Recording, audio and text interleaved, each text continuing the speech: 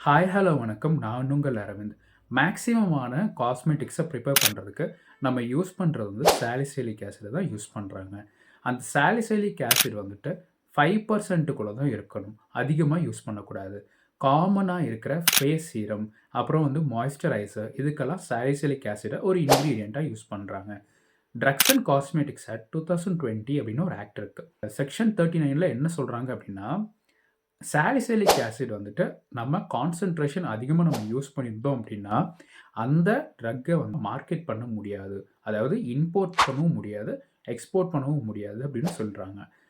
இப்போ ரீசென்ட்டா பார்த்தீங்க அப்படின்னா, தமிழ்நாட்ல ஒரு ஹெர்பல் இண்டஸ்ட்ரி.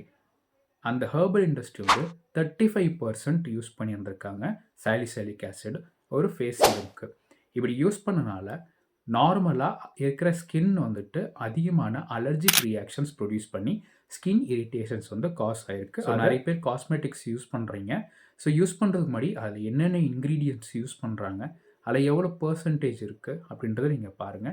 ஸோ எல்லாம் தெரிஞ்சு, அறிஞ்சு ஒவ்வொரு பொருளும் நீங்க வாங்க பாருங்க. And thank you.